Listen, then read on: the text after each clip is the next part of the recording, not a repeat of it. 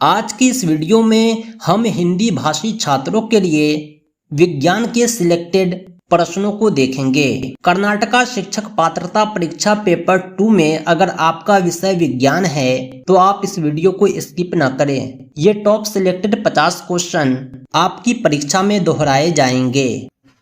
Question number 51 है, कौन सा बल सौर परिवार के सदस्यों को बांधे रखता है? सौर परिवार में बहुत सारे ग्रह हैं, सूरज है, कुछ अन्य पिंड भी हैं। सारे अपने पथ पर जो है गतिशील हैं, इन्हें बांध कर रखता है गुरुत्वाकर्षण बल। नेक्स्ट क्वेश्चन है 52 नंबर, जल के अम्लीय एवं क्षारीय विलयन किसके कारण विद्युत के सुचालक होते हैं? जल का अम्लीय और जो क्षारीय विलयन है ये आयन के कारण विद्युत के सुचालक होते हैं। इसमें H+ और H- दोनों आयन सम्मिलित होते हैं। नेक्स्ट क्वेश्चन है 53, कौन जंतु जरायुज है? जरायुज कहते हैं मैमल्स को, यानी ऐसे जंतु जो बच्चे देते हैं, न कि अंडे। आप गौर करेंगे तो मुर्गी, कौवा, बत्तख ये सब अंडे देने वाले जंतु हैं, लेकिन मनुष्य जो होते हैं ये बच्चे को जन्म देते हैं। इनमें गर्भाशय पाया जाता है, इसलिए यह जंतु जरायुज हैं। नेक्स्ट क्वेश्चन है, सामान्य स्थितियों में बाह्य निषेचन किसमें होता है? बाह्य निषेचन का मतलब यह होता है कि निषेचन शरीर के अंदर न होकर के बाहर होगा। कुत्ता, मानव, बिल्ली में शरीर के अंदर निषेचन होता है। मेल का स्पर्म फीमेल बॉडी में प्रवेश करता है और निषेचन अंदर ही होता है। इसे आंतरिक निषेचन कहते हैं, लेकिन मेढक में होता है बाह्य निषेचन। मेल और फीमेल दोनों अपने अपने स्पर्म पानी में छोड़ते हैं और आपस में जब दोनों मिल जाते हैं तो निषेचन होता है। इसे ही बाह्य निषेचन कहते हैं।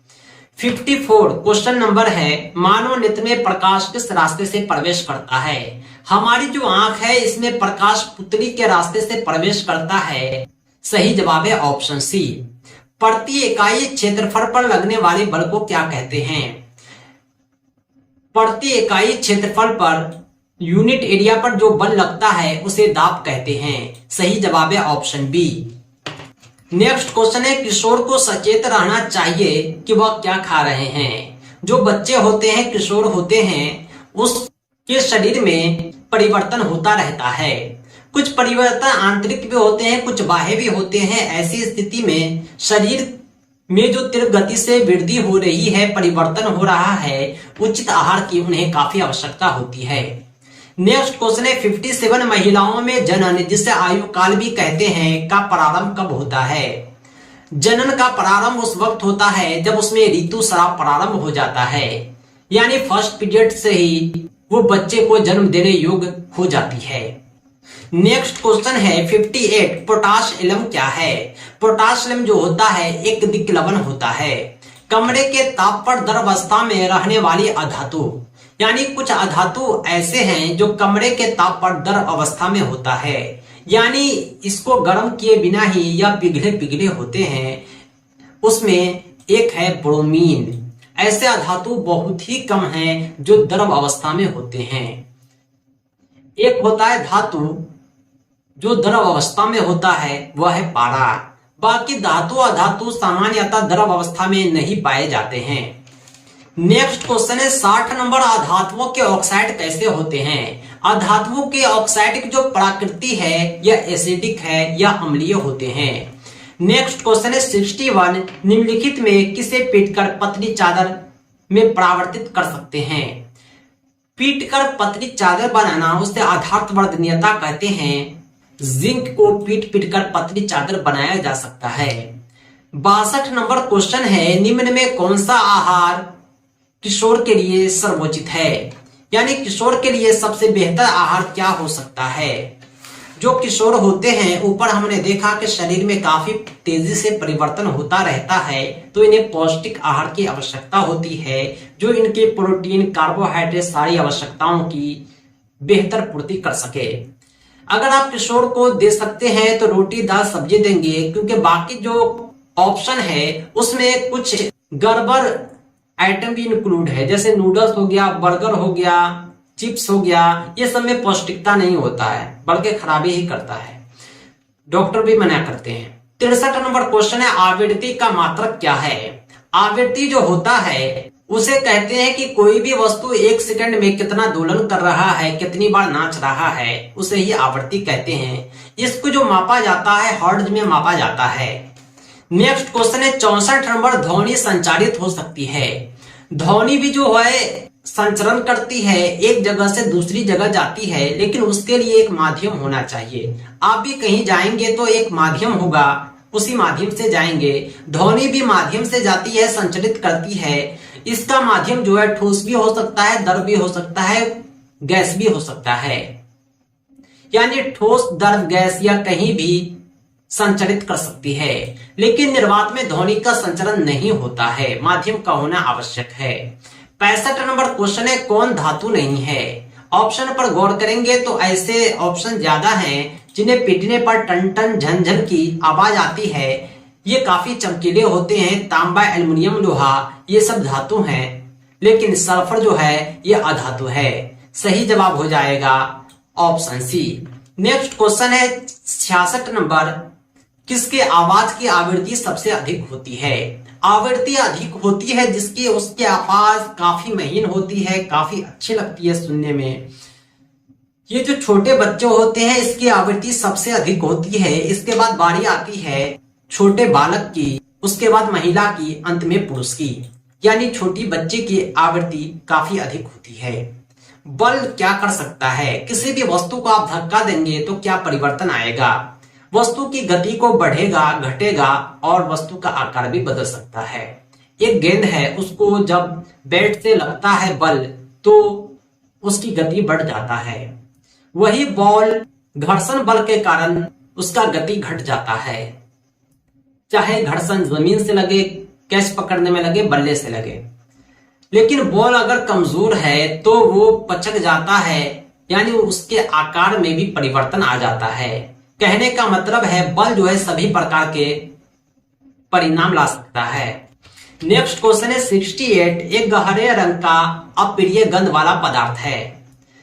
पेट्रोलियम जो होता है गहरे रंग का होता है और इसकी गंध किसी को नहीं भाती। सही जवाब है ऑप्शन ए। दोस्तों ये जो क्वेश्चन आप देख रहे हैं वास्तविकता में हमारे नोट्स का ही एक अंग है। कंप्लीट क्वेश्चन का कलेक्शन हम प्रोवाइड कर चुके हैं। हमारे नोट्स व्हाट्सएप पर भेजे जाते हैं, बाय पोस्ट एड्रेस पर भेजे जाते हैं। हम कैश ऑन डिलीवरी की भी सुविधा देते हैं। 69 नंबर क्वेश्चन है पेट्रोलियम का कौन सा उत्पाद सड़क निर्माण हेतु उपयोग में लाया जाता है। पेट्रोलियम का एक उत्पाद है जिसका नाम है बिटुमिन। सड़क निर्माण हेतु यह उपयोग में लाया जाता है। 70 नंबर क्वेश्चन है कौन सा पदार्थ जीवाश्म ईंधन है। जीवाश्म ईंधन का मतलब होता है किसी पदार्थ लाखों वर्ष जमीन के नीचे दबा रहता है फिर यह प्राप्त होता है। कोयला कुछ ऐसे ही तैयार होता है, लाखों वर्ष जमीन के नीचे रहने के बाद मिलता है। बाकी सौर ऊर्जा, परमाणु ऊर्जा, जल ऊर्जा ये सब नवीकरणीय स्रोत हैं, प्रकृति में काफी मात्रा में पाए जाते हैं। 71 नंबर क्वेश्चन है एक उच्च आधारवत धातु जिसका उपयोग खाद्य पदार्थों को पैक करने के लिए किया जाता है। अधातवर्त का मतलब होता है पीट पीट कर पतली चादर बनाया जा सकने वाला धातु। एल्युमिनियम का उपयोग समान तौर पर किया जाता है। आपने देखा होगा मिठाई और खाने पानी पीने की दूसरी चीजों को पैक करने के लिए इसका इस्तेमाल होता है। एक अधातु जिसमें चमक होती है। अधातु में सामान्यतः चमक नहीं होती है, लेकिन आयोडीन एक ऐसा अधातु है जिसमें चमक होती है। 73 नंबर क्वेश्चन है प्राकृतिक गैस में मुख्यतः कौन सी गैस होती है। प्राकृतिक गैस में मुख्य रूप से मीथेन गैस पाई जाती है जिसे CH4 कहते हैं। नेक्स्ट क्वेश्चन है 74 आंतरिक निषेचन का चयन कीजिए। आंतरिक निषेचन जो होता है मादा के शरीर के अंदर होता है। 75 नंबर क्वेश्चन है सबसे अधिक सक्रिय धातु कौन है। चारों ऑप्शन पर गौर करेंगे तो पोटेशियम काफी सक्रिय होता है।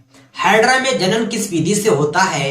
हाइड्रा जो होता है वो एक लिंगी जंतु है। इसमें जनन मुकुलन द्वारा होता है। उसके शरीर से एक मुकुल निकलेगा और ये मुकुल बड़ा होकर टूटकर अलग बन जाएगा, एक नया हाइड्रा बन जाएगा। नेक्स्ट क्वेश्चन है 77 नंबर मादा युग्मनज तथा नर युग्मनज के संयोजन की विधि क्या है।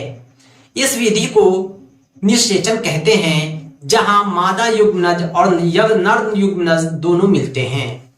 नेक्स्ट क्वेश्चन है 78, लकड़ी का जलना किस प्रकार के दहन का उदाहरण है?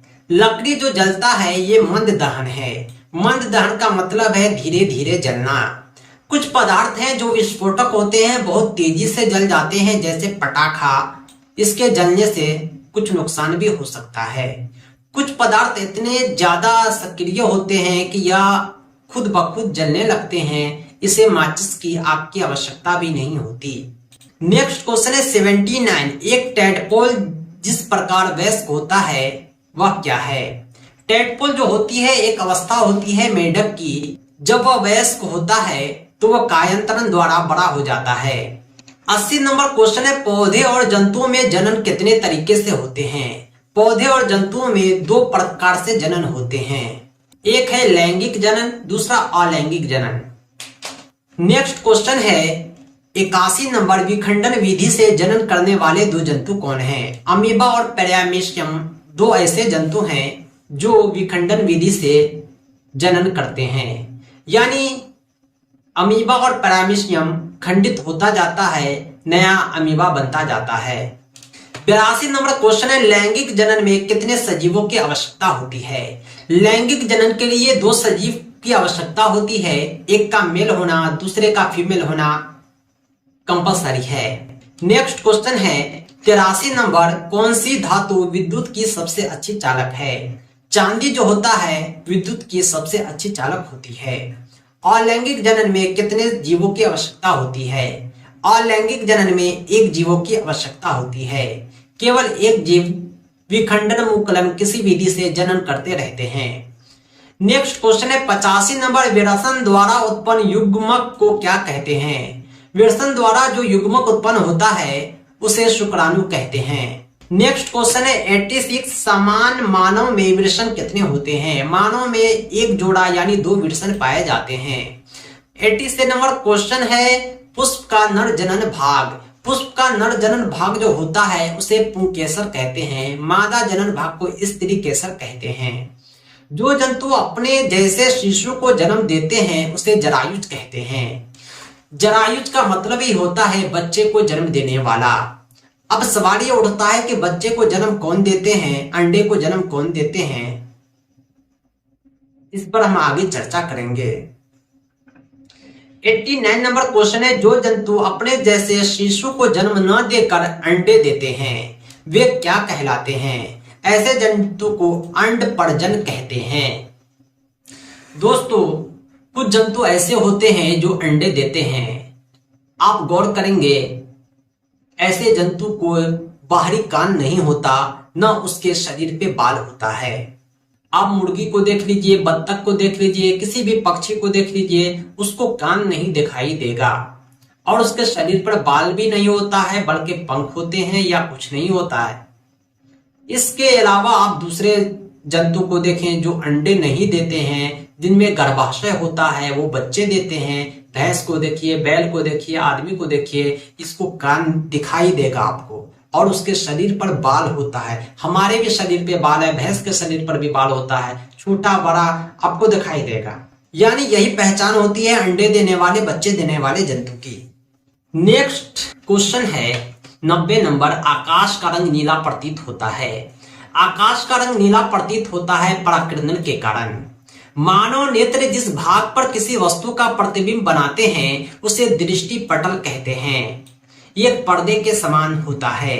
मोमबत्ती की ज्वाला का मध्यभाग कैसा दिखाई देता है? मोमबत्ती में ज्वाला के 3 क्षेत्र होते हैं। जो बीच वाला होता है उसे पीला क्षेत्र कहते हैं, क्योंकि यह पीला दिखाई देता है। नेक्स्ट क्वेश्चन है 93, धातुओं का वह गुण जिसके कारण उसे पीटकर शीट में परिवर्तित किया जा सकता है, ऐसे गुण को आधातवर्धनीयता कहते हैं। धातुओं का एक और गुण होता है जिसके कारण उन्हें खींचकर तार बना सकते हैं, उसे लचीलापन, तन्यता कहते हैं। 95 नंबर क्वेश्चन है, जो नेत्र निकट स्थित वस्तु को साफ साफ नहीं देख सकता उसे दूरदृष्टि दोष कहेंगे। इसका ठीक उल्टा होता है, जो आंख दूर की वस्तु को नहीं देख सकता उसे निकट दृष्टि दोष कहेंगे। यानी निकट में दूर की वस्तु को नहीं देखेगा, दूर में निकट की वस्तु को नहीं देखेगा। 96 नंबर क्वेश्चन है, चंद्रमा पर खड़े अंतरिक्ष यात्री को आकाश कैसा दिखता है? काला। नेक्स्ट क्वेश्चन है 97, मानव नेत्र के किस भाग पर किसी वस्तु का प्रतिबिंब बनता है? मानव नेत्र के रेटिना या दृष्टि पटल पर किसी वस्तु का प्रतिबिंब बनता है।